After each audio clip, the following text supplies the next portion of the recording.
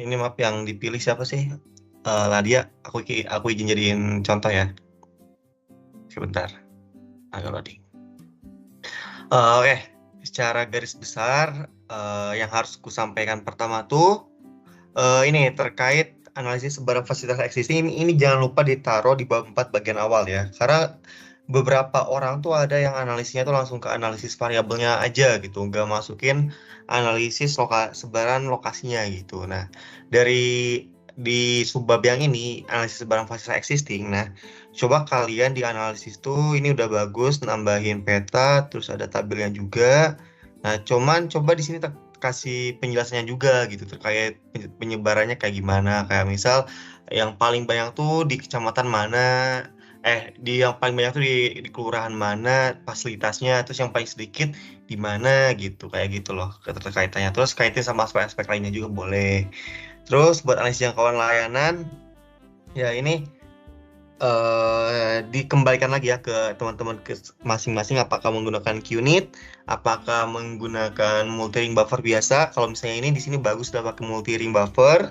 Nah, cuman aku nemu juga beberapa anak yang analisisnya itu cuma ditumpuk doang gitu, ditumpuk sama wilayah wilayah studinya. Jadi kayak misalnya hasil ini di atasnya hasil QNIT. Nah, terus dia si hasil QNIT-nya ini tuh cuma ditumpukin sama di bawahnya tuh SHP wilayah studinya gitu.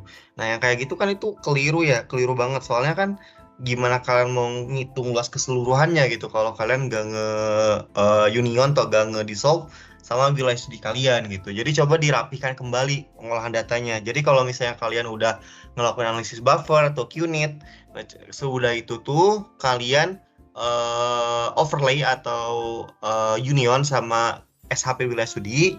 Terus nanti kalau misalnya ada bagian-bagian SHP yang melebihi wilayah studi kalian, itu tinggal diklip aja sama SHP wilayah studinya.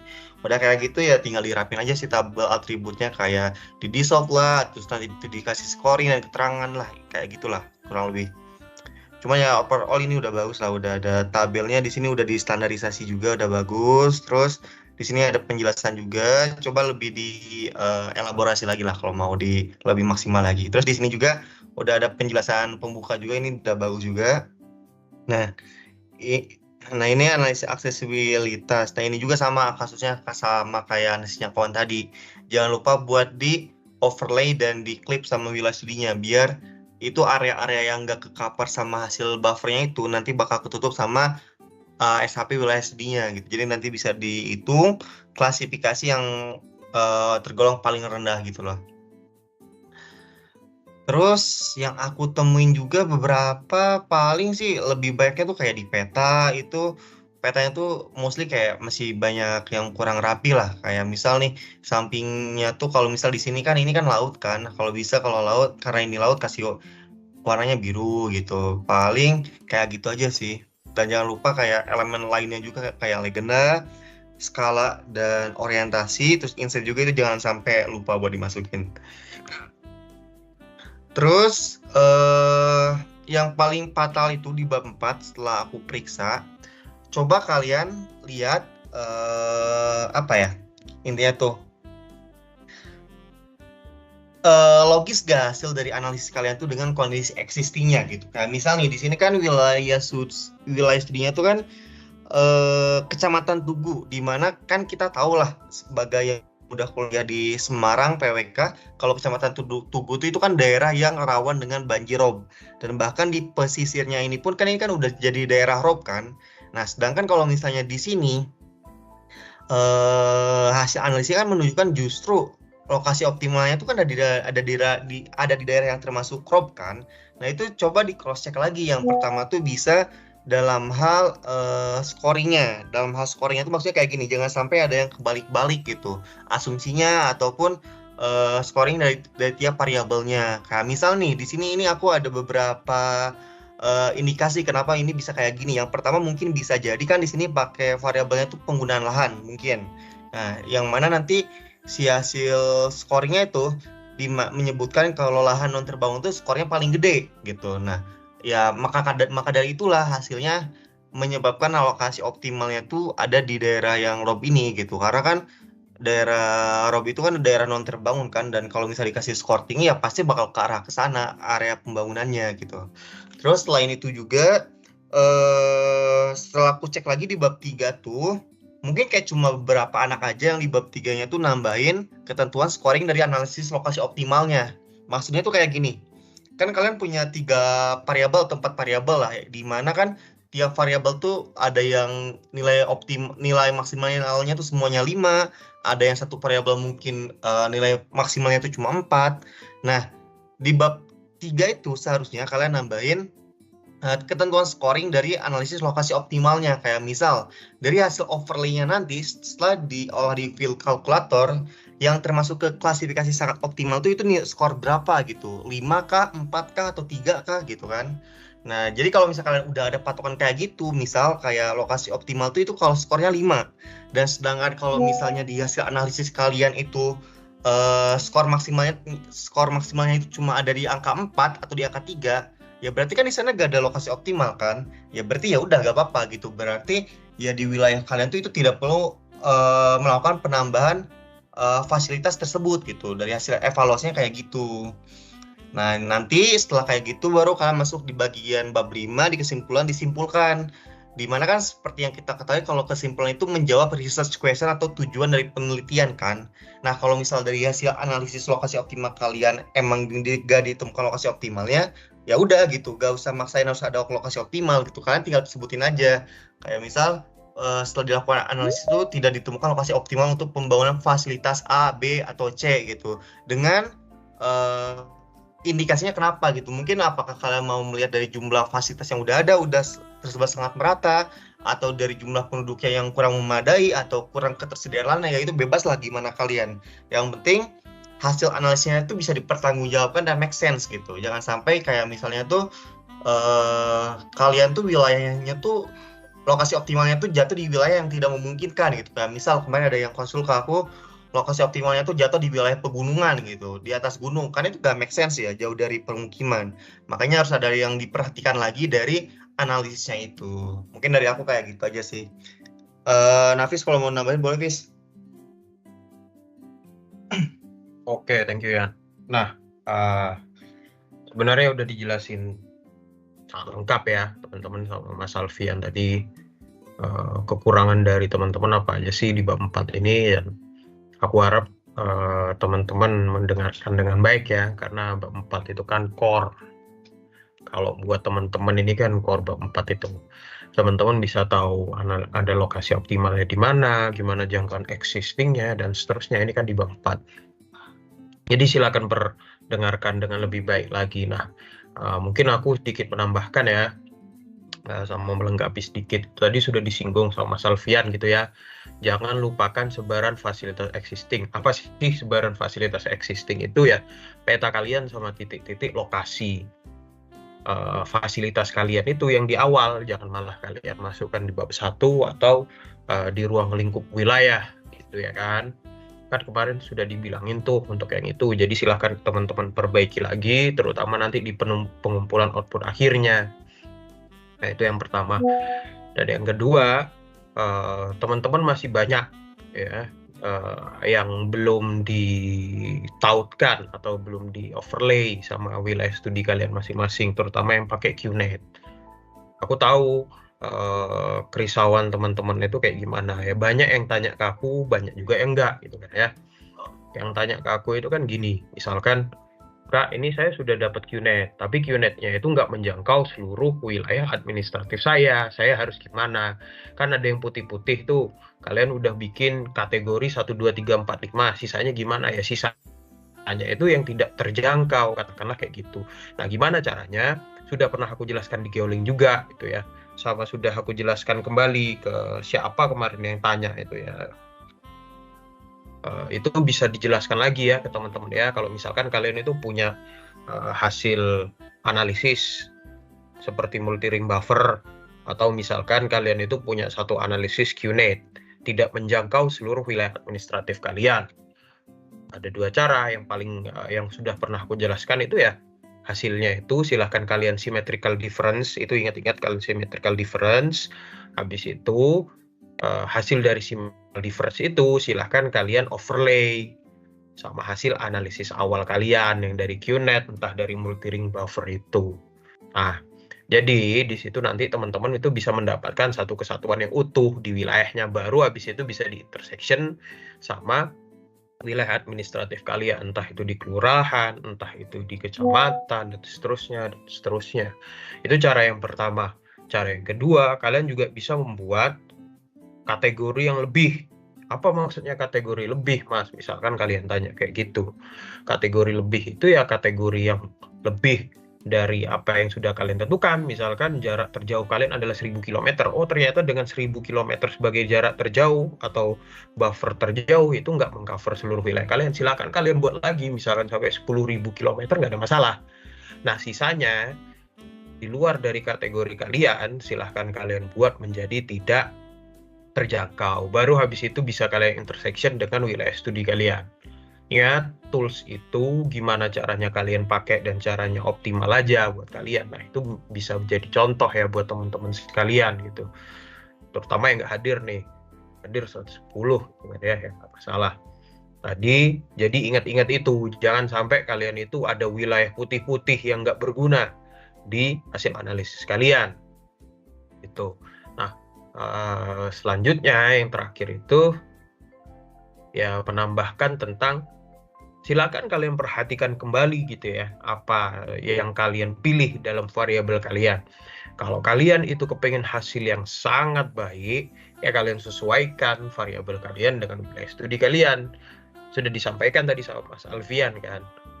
Jangan kalian, apalagi yang ambil di wilayah Semarang nih, jangan sampai kalian itu wilayah optimalnya di Gunung Patinya di pegunungan tuh, di wilayah hijau-hijau. Wah, itu kan nggak mungkin. Masa kalian mau bikin istilahnya apotek kayak, mau bikin masjid kayak, entah mau bikin sekolah di wilayah pegunungan di puncak sana kan nggak mungkin. Atau misalkan kalian itu ambilnya di Tugu. Tugu itu apa namanya? Tugu itu ada di pesisir ya kan, ada di wilayah utara, timur sana, entah timur entah barat lupa, ya itulah. Nah, di situ coba ini perhatikan yang dikasih contoh ke Mas Alfian, sebenarnya sudah baik gitu ya, alasannya hasilnya sebenarnya sudah baik, tapi mungkin pemilihan variabelnya itu belum terlalu pas gitu. Jadi kita itu mendapatkan sangat optimal. Aku tahulah yang hijau-hijau itu di Tugu itu Mangunharjo itu kira-kira. Mangunharjo itu setiap hari banjir rob tahu. Kalau misalkan kalian ambil SD di tempat banjir rob di pesisir-pesisir itu apakah tepat? Nah, itu lagi. Jadi, pilihlah variabel-variabel yang sangat sesuai sama wilayah studi kalian. Yang kalian itu sebagai planner itu bisa mengambil keputusan dengan tepat.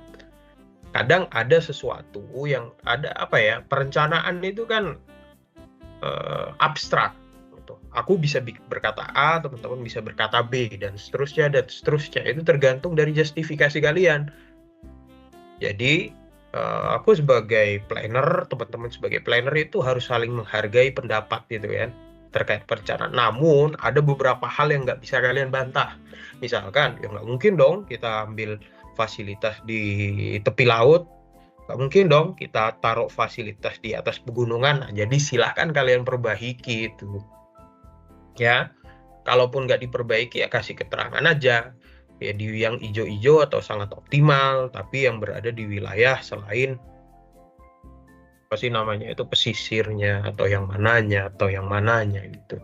Kalau misalkan kalian perbaiki akan lebih jauh lebih baik lagi. Dan aku satu lagi ya tambahan dari aku apa ya, analisis kalian kurang komprehensif. Kurang komprehensifnya gimana? Kalian itu nggak menyertakan interpretasi kalian sebagai planner atau keterangan-keterangan kalian sebagai planner gitu ya. Misalkan analisis aksesibilitas itu harus kalian jelaskan analisis aksesibilitas itu apa dan di wilayah studi kalian itu gimana. Ternyata wilayah-wilayah di sini itu misalkan konteksnya sama jaringan jalan kolektor ya, terakses dengan jaringan jalan kolektor, nah, dan seterusnya, dan seterusnya. Itu harus kalian tambahkan interpretasi kalian.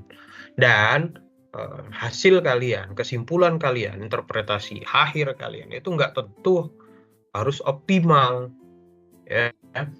Kalau misalkan kalian itu di Semarang Tengah dan bunyi oh masih butuh mall, itu kan nggak pas gitu ya. Kalau misalkan di pusat kota di Simpang 5 ternyata masih butuh mall atau pusat perbelanjaan besar atau hotel, itu kan nggak pas. Nah itu aja ya. Jadi jangan terlalu terpaku gitu sama hasil-hasil baku kalian di sini. Tapi gunakanlah pemikiran-pemikiran teman-teman untuk menghasilkan interpretasi yang sangat pas, karena teman-teman kembali lagi adalah seorang planner gitu ya. Hasil dari kalian mungkin suatu saat teman-teman jadi pemimpin dan seterusnya ya, masa kebijakannya gara-gara di sini standarnya gini harus gini. Kadang itu nggak tentu kayak gitu. Ya, jadi mungkin itu aja ya buatku ya. Silakan teman-teman perbaiki, sertakan interpretasi-interpretasi hebat kalian gitu ya, tapi jangan lupakan hal-hal yang menjadi dasar atau pokoknya gitu aja. Thank you. Yan, mungkin gitu aja. Oke. Oke, kurang lebih kayak gitu ya teman-teman. Overall secara prosesnya itu udah bener ya. Kayak ini juga proses dari awal sampai ke titik ini udah bener. Kayak gimana kalian ngambil datanya, gimana kalian nge-analisisnya dari masing-masing variabel, terus udah itu di overlay. Cuman dalam segi kelogisan dan make sense nanti kan, karena kalau di project realnya nanti kalau kalian pegang project gitu kan, ya itu kan harus nggak hanya berdasarkan textbooks gimana hasil analisisnya kan, tapi gimana kelogisannya tuh kalau misalnya nanti benar-benar diterapkan kebijakannya gitu. Jangan sampai kayak ada beberapa perencanaan yang akhirnya tuh outputnya tuh agak ngawur gitu. Kayak misal nih yang bisa diperdebatkan nih terkait pembangunan fasilitas. Kalau di Jawa Barat ada kan yang namanya tuh Bandara Kertajati misal. Kan kayak kenapa harus ngebangun bandara di daerah sana gitu. Sedangkan daerah sana kan dari pusat kota, ibu kota Jawa Barat Bandung jauh, dari kota di kota besar di Jawa Tengah kayak misal Purwokerto atau Semarang juga jauh gitu. Sedangkan di sana kan gak ada faktor lain yang menarik gitu yang bisa bikin fasilitas Bandara Kertajati itu jadi optimal gitu. Dan akhirnya kan sampai sekarang kayak masih sepi bandaranya gitu kan. Nah, maksudnya itu di sana gitu. Kenapa analisis lokasi optimal ini tuh harus make sense dengan kondisi existingnya, karena biar kalau misalnya diterapkan nanti di project realnya nggak sampai ada semacam penghamburan dana lah dalam pembangunan fasilitas ini gitu, yang akhirnya fasilitas barunya nanti tuh gak efektif pembangunannya karena analisisnya kurang pas gitu. Adapun untuk nanti di bab 5 untuk di bab 5 ini tuh sebenarnya seperti biasa aja, gak banyak gimana-gimana ya. Ya seperti bab 5 pada umumnya aja sih. Yang pertama kesimpulan. Kesimpulan itu aku pengennya kalian tuh bisa ngejawab research question dari penelitian kalian gitu. Bukan kalian ngejelasin lagi dari awal wilayah studi kalian di mana, terus kondisinya kayak gimana gitu. Enggak, tapi langsung fokus gimana terkait hasil-hasil analisis kalian gitu. Kayak misal nih, kalian punya research question yaitu kan bagaimana lokasi optimal pembangunan fasilitas puskesmas di kecamatan A misal. Ya nanti ngejawab di kesimpulannya itu yang ngejawab itu gitu dengan cara misal di bagian paragraf pertama coba kalian ngejawab dari sasaran pertama. Di paragraf keduanya di paragraf pertamanya coba kalian sedikit kasih overview terkait Wilsud kalian, tapi bukan berarti ngejelasin panjang lebar lagi, bukan. Sudah itu di paragraf kedua coba kalian kasih overview terkait hasil analisis sasaran pertamanya, terus sasaran keduanya, dan di terakhir sasaran ketiga ngebahas secara eksplisit gimana lokasi optimal dari wilayah studi, dari fasilitas A di wilayah studi kalian gitu. Nah, adapun kalau misalnya di nantinya ternyata berdasarkan hasil analisis tidak ditemukan lokasi optimal, ya kalian juga setidaknya harus bisa menganalisis kenapa di wilayah kalian tuh tidak terdapat lokasi optimal untuk fasilitas ini gitu. Mungkin kalian bisa jelaskan secara mungkin justifikasinya tuh karena lokasinya tuh udah terlayani semuanya oleh fasilitas yang udah ada, atau mungkin kondisi penduduknya yang tidak memenuhi, atau mungkin lokasinya itu tidak ada yang memadai untuk dibangun gitu karena mungkin berupa daerah rob atau mungkin daerah pegunungan gitu. Yang penting kalian bisa ngejelasin sesuai dengan case yang terjadi di wilayah studi kalian gitu. Dan terakhir bagian saran, yaitu disaran di sini tuh menindaklanjuti dari hasil analisis kalian, dari hasil kesimpulan kalian. Nah, kalau misalnya di hasil analisis kalian tuh ditemukan lokasi optimal, misal di wilayah ini segini, terus di wilayah ini segini, nah di wilayah ini segini gitu, luasan lokasi optimalnya. Nah, dari hasil analisis lokasi optimal ini nanti direkomendasi baru dijelasin kayak berdasarkan hasil analisis lokasi optimal bahwasanya didapatkan kan yang optimal itu di daerah kelurahan A. Nah, maka dari itu direkomendasikan untuk membangun fasilitas puskesmas pembantu misal atau direkomendasikan untuk membangun satu unit sekolah dasar gitu atau mungkin sekolah SMP, SMA bebas lah gimana hasil dari analisis lokasi optimal kalian. Nah, ataupun kalau misalnya kalian ternyata tidak ada lokasi optimalnya, berarti direkomendasinya tuh mungkin kalian bisa lebih arahkan kayak misal merekomendasikan kepada dinas terkait untuk meningkatkan kualitas pelayanan atau untuk meningkatkan kualitas fasilitas existing baik itu dari sarana prasarananya atau mungkin dari fasilitas pendukung lainnya kayak misal dari ketersediaan ruang kelas kalau untuk sekolah atau mungkin untuk fasilitas kesehatan itu kayak ketersediaan ruang rawat inap dan lain-lain gitu. Itu di bagian apa sih di bagian kesimpulan atau rekomendasi bisa kalian arahin ke arah sana lah. Tergantung gimana case kalian masing-masing. Paling kayak dari aku kayak gitu sih buat di rekomendasi dan kesimpulan ini. Kalau Mas Nafis mau nambahin boleh, Fis. Ya sebenarnya udah ya, jangan sampai, aku ulangi ya, jangan sampai kalian itu di bab 5 kopas latar belakang berapa itu. Awas kalian kalau kayak gitu. Itu Betul. biasanya itu teman-teman itu kayak gitu tuh. Latar belakang kalian kopas berapa kalimat utamanya, janganlah simpulan itu menjawab research question dan tujuan penelitian kalian. Tujuan penelitian, hasil research question itu ada di situ. Nanti baru ditutup dengan satu rekomendasi gitu. Rekomendasinya misalkan di mana nih? Di Tugu, penambahan satu fasilitas SD di Kelurahan Mangunharjo. Ingat, kita berbicara tentang kuantitas dulu, baru kita berbicara tentang kualitas. Itu harus teman-teman ingat-ingat. Jadi, kalau kuantitasnya sudah terpenuhi, silakan bicara tentang kualitas. Jadi, jangan sampai, oh kalian itu wilayah studinya masih kekurangan fasilitas puskesmas, tapi udah bicara tentang kualitasnya. Misalkan menambah ruang rawat inap. Jangan bicara tentang puskesmasnya dulu. Baru nanti misalkan, oh dalam satu lingkup wilayah kalian gitu, misalkan dalam satu wilayah studi kalian itu sudah mencukupi, baru kita bisa bicara tentang kualitas. Itu ya teman-teman ya. Ya mungkin itu aja dari teman-teman. Ada yang mau ditanyakan? Aku harap teman-teman ada yang nanya, soalnya kan bab 4 ya, bukan bab 3 gitu. Harusnya ada yang ditanyakan gitu tentang kasus studi kalian gitu misalkan, atau tentang error-error dari kalian. Silakan, monggo, ada yang mau ditanyain atau enggak? Oke, silakan ada yang mau tanyain nggak, guys? Kayak misal nih yang hasil analisisnya tuh, kok lokasi optimal saya ada di gunung gitu, atau lokasi optimal saya kok ada di daerah laut gitu. Ada nggak teman-teman? Nah itu ada tuh APU. Mau tanya Kak, Silakan. untuk yang QNIT itu kemarin saya coba, itu hasilnya itu layernya jadi numpuk, jadi buat luas wilayahnya itu malah jadi totalnya 4 kali dari luas wilayah aslinya. Itu gimana ya Kak kira-kira? Kamu kemarin udah tanya aku nggak sih, APU? Atau Belum belum? Kak. Belum Belum. ya? Ada yang nanya kayak gitu juga tuh. Nah jadi kalau misalkan hasilnya kayak gitu, ya aku bilang ya, QNIT itu sebenarnya itu nggak banyak, pasti banyak dari teman-teman yang QNIT-nya nggak error kayak gitu. Ada yang error juga tuh beberapa. Nah, kalau misalkan ditemukan kasus error kayak gitu, udah buang aja lah QNIT itu. Kalian pakai multi-rank buffer yang biasa aja, nggak ada masalah.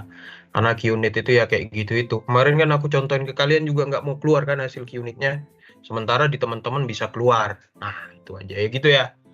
ABU ya. Kalau misalkan error QNIT-nya kamu ganti aja pakai multi-rank buffer yang download plugin itu. Gimana? Tapi itu untuk layernya muncul Kak, cuman pas di atribut tabelnya itu jadi numpuk gitu datanya.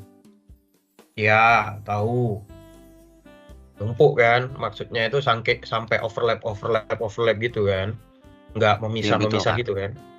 Iya Iya, kalau betul Kak. misalkan kayak gitu kan nanti susah juga ya dianalisis ya maksudku. Jadi silakan kamu nggak apa-apa skip QNet itu, kamu pakai yang multi ring buffer biasa aja. Gitu ya. Oke. Baik, terima kasih Kak. Oke, lanjut. Dimas.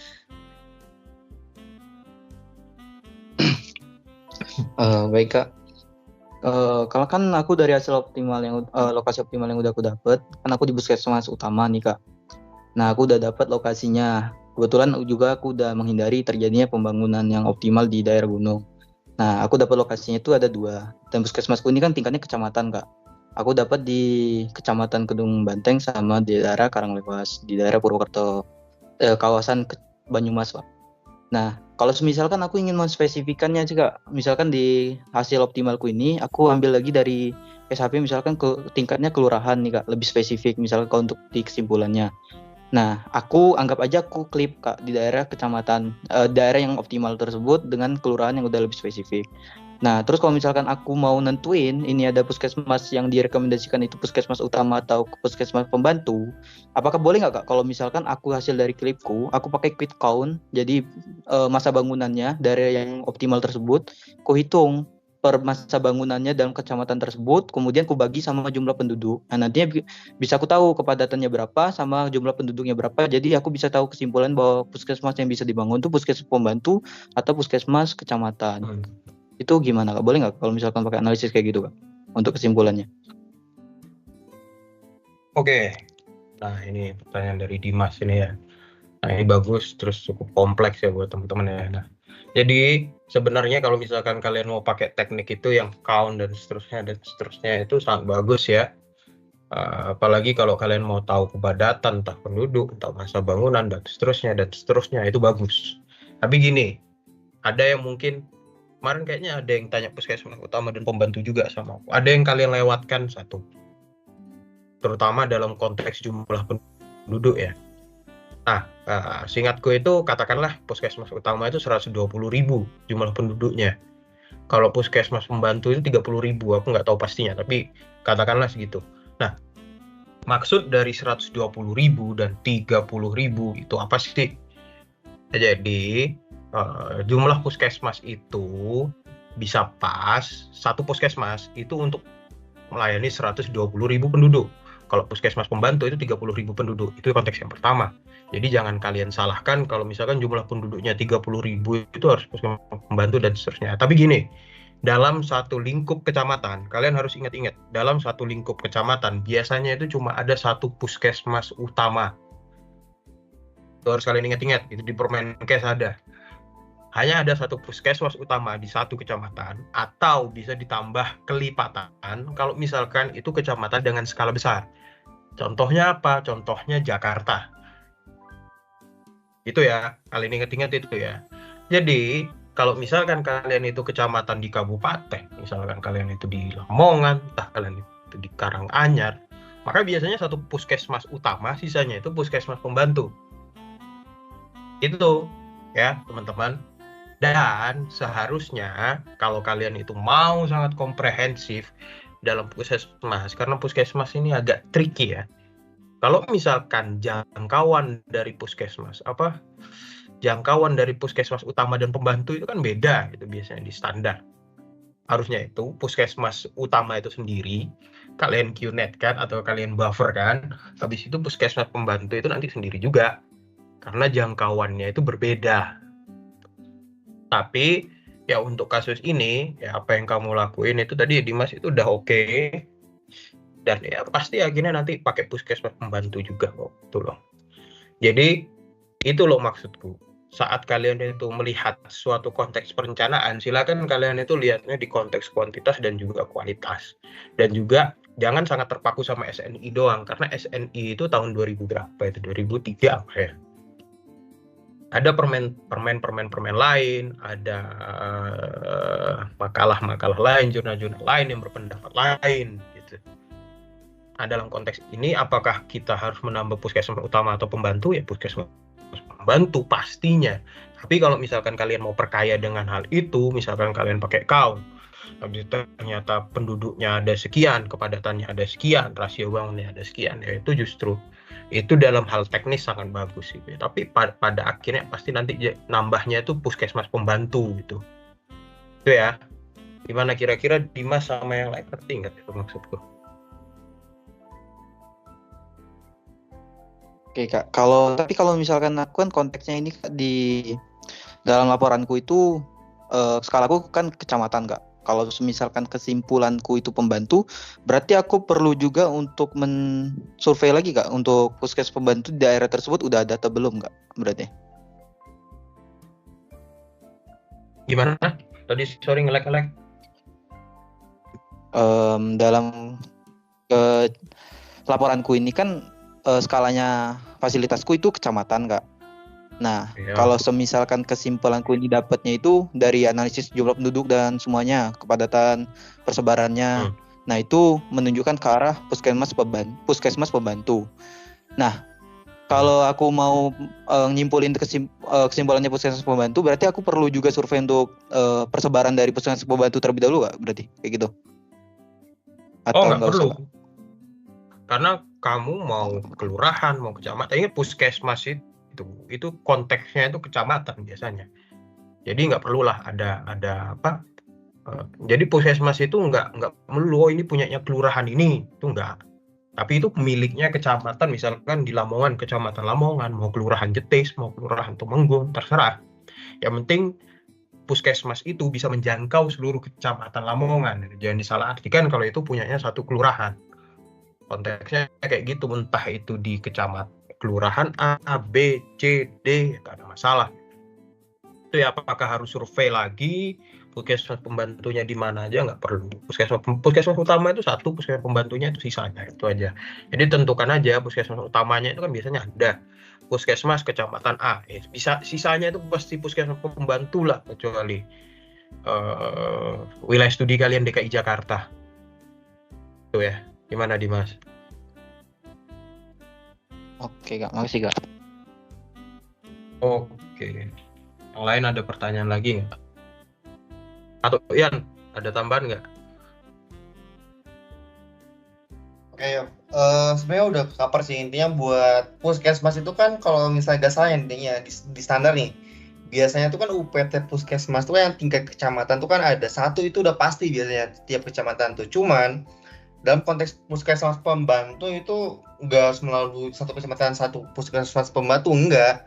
Itu lihat ke kebutuhannya lagi sih. Jadi kalau misalnya puskesmas kecamatan itu kan udah pastilah ada, dan ya pada akhirnya kalau misalnya mau ngasih rekomendasi ya pada akhirnya emang puskesmas pembantu gitu. Kalaupun kayak tadi perlu gak ngumpulin data-data lagi buat puskesmas pembantunya gitu. Kalau misalnya di analisis kamu Kak tadi udah masuk si puskesmas pembantunya juga, ya berarti kan udah bisa langsung dilihat kan kayak di sana udah ada atau enggak gitu Kak. Tapi kalau misalnya belum diikut sertakan dalam analisis lokasi optimal si puskesmas pembantunya, ya paling itu di cross check secara lokasi di map aja sih, kayak gak usah ditambah subbab baru atau gimana, dan itu mungkin tinggal dijelasin di kesimpulan lagi aja sih. Jadi kayak gak usah nambah subbab baru atau gimana, gak usah ngikutin subbab yang udah ada aja sih, kayak gitu aja. Oke, next pertanyaan selanjutnya ada dari Sekar, gimana? Oke Kak, jadi kalau dari hasil analisis lokasi optimal aku kan SD Kak. Jadi itu ada kelurahan yang bersebelahan, yang satunya itu kondisinya SD-nya tuh ada 2, tapi seharusnya tuh ada 3, yang satu tuh di merger sama SD satunya gitu, jadi SD 2 di merge sama SD 1. Nah, tapi di kelurahan sebelahnya itu dari analisis lokasi optimal itu ada perlu yang ditambahin atau dikembangin SD-nya gitu Kak. Kalau itu yang perlu aku analisis lagi itu apa ya Kak, secara lebih mendalam dari kondisi penduduknya Kak atau bagaimana?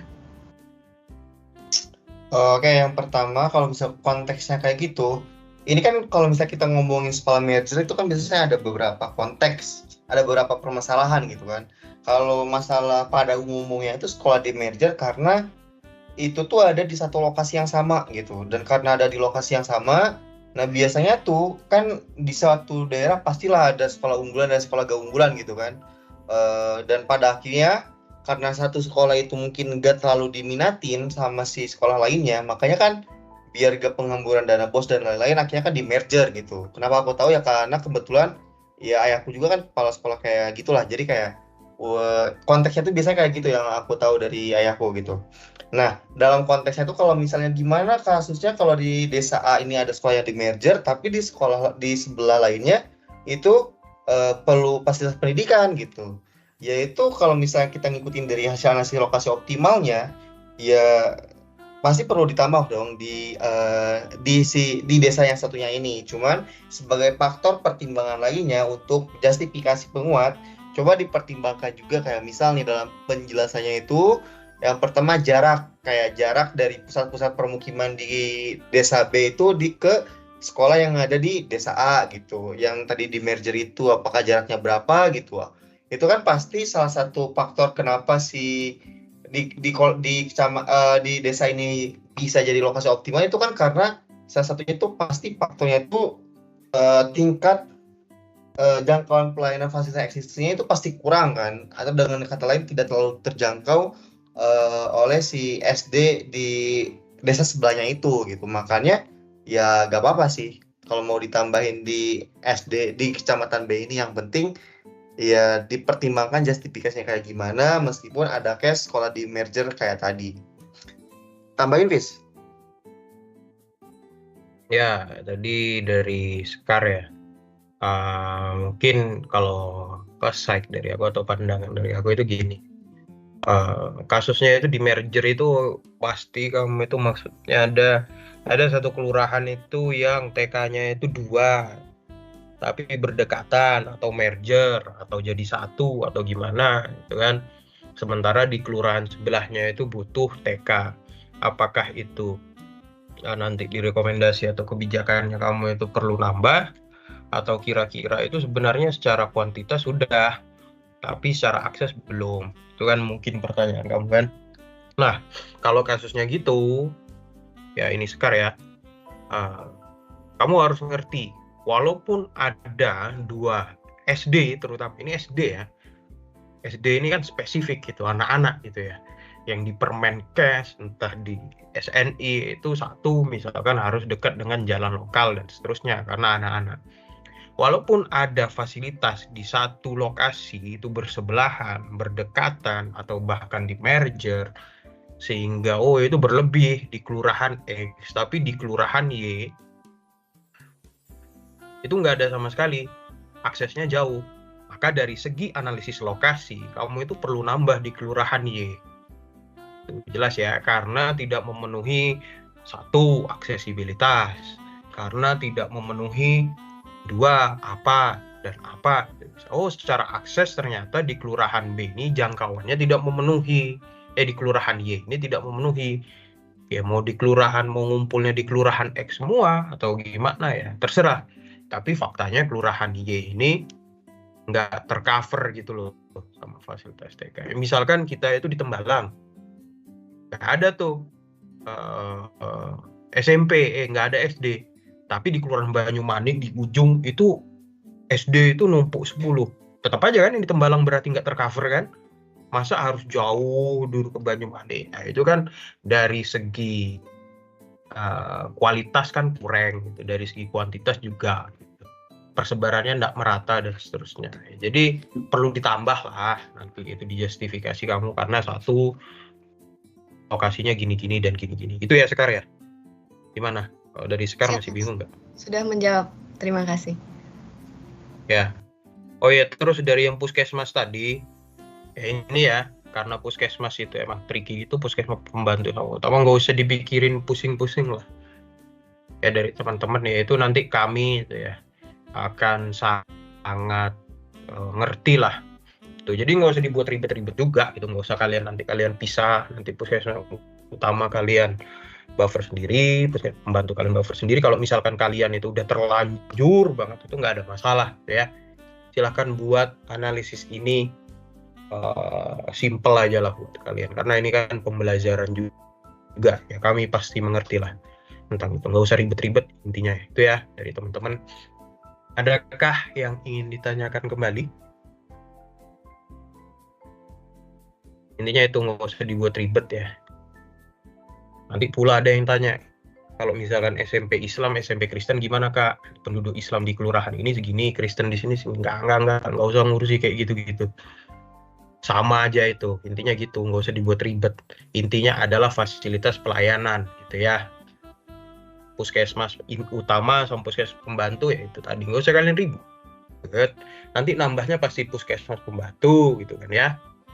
Tapi nggak usah kalian pikirin loh. Nanti kesempurnaannya itu nanti kalau kalian mau TA aja, mau skripsi aja itu. Yang kayak gitu-gitu itu. Tapi kalau kalian mau ribet, kalian mau bagus, monggo, nanti ada nilai plusnya. Itu aja ya. Adakah yang mau ditanyakan kembali? Gimana ya? Ya intinya yang penting logika berpikirnya udah nyampe lah ke maksud tugas besar ini. Itu yang poin utamanya. Ada pertanyaan lagi? Udah gak ada pertanyaan. Kalau udah gak ada, buat minggu depan kalian coba kumpulin draft